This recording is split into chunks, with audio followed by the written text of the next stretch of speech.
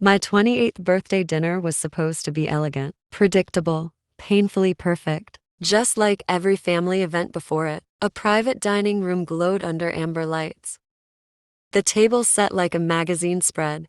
My mother inspected Lily's hair. My father pretended to study the wine bottle. And I sat quietly cutting my food, the way a good daughter should. Nothing felt unusual until everything changed. Grandpa Arthur raised his glass, his gentle smile softening the edges of the room. "Claire," he said, "why don't you tell everyone how you've used your $3 million trust fund?" After 25 years, the laughter froze midair. Forks stopped. Even the candle stilled. My pulse hammered as I whispered, I never got one." Grandpa's smile collapsed. His lawyer stepped forward and dropped a thick stack of documents on the table. With a heavy thud, the sound sliced through every lie my family had ever told. My mother's face flickered, a glitch in the perfect mask she always wore. My father's jaw clenched. Lily simply stared, confused and scared for the first time in her life. And in that moment, I realized something terrifying. Someone in that room was afraid, and it wasn't me. I left the restaurant before anyone could spin a lie into something palatable. The cold Bellevue air hit me like a slap, but I kept walking. Jade called, asking how dinner went, but I couldn't speak. My silence told her enough. The next morning, fog still hugged the sidewalks as I entered Grandpa's glass office tower. He sat waiting for me, calm, steady, carved from generations of quiet dignity. On his knee lay the folder that would rip open 25 years of secrets. "I set up a trust for you when you were 3, he said. $3 million. You should have received access at 18. That year, I celebrated alone after a grocery store shift. My voice shook. Why didn't they tell me? He handed me the folder. Inside were withdrawals, transfers, bills, pages and pages of spending, all signed by the same names. Elaine Monroe, Daniel Monroe. My parents hadn't forgotten to tell me. They had taken it year after year. Choice after choice. Every time I'd struggled, begged, worked 2 jobs.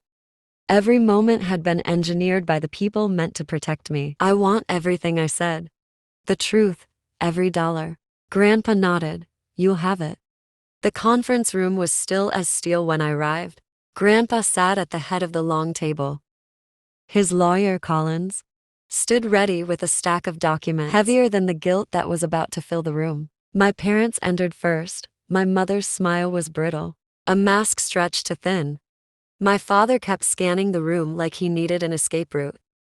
Lily's confusion clung to her like fog. They sat. Collins dropped the documents onto the table. The thud echoed like a verdict. 25 years of unauthorized withdrawals. He announced mortgage payments, remodels, vacations, tuition, all taken from a trust meant solely for Claire Monroe. Elaine's face drained of color. "That's taken out of context." She whispered the context. Collins replied coldly, "Is financial abuse." My father's voice cracked. "We used it for the family. It wasn't personal."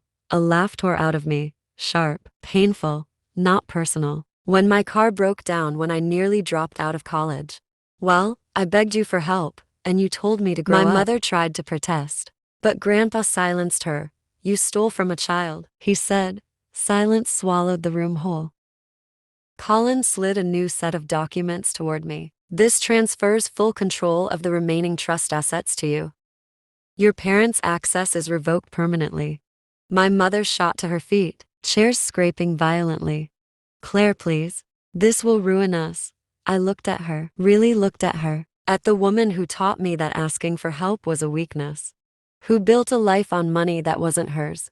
Then, I said softly, "You shouldn't have built your life on money that wasn't yours." Her knees buckled.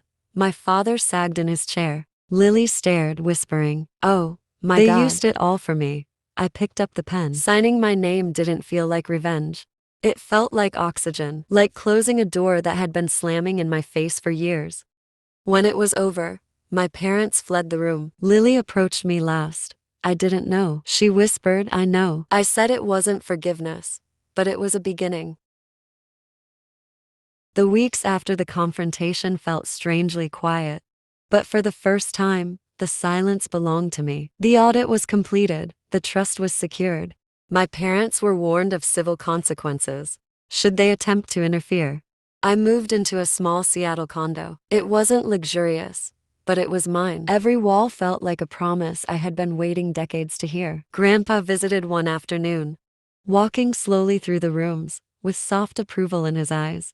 "You deserved all this," he said. "You deserved it from the start." That night I cried, not from sadness, but release grief for the family. I thought I had relief for the future. I was finally allowed to build. I spent more time by the water, letting winter air fill the parts of me that had been hollowed out. I wasn't healed yet, but I wasn't drowning anymore. Family isn't blood, family is truth. Family is the people who don't disappear when the truth becomes inconvenient. I don't hate my parents, I never will, but distance is its own kind of love. Love for myself, love for the life I'm building, love for the peace I refuse to lose again.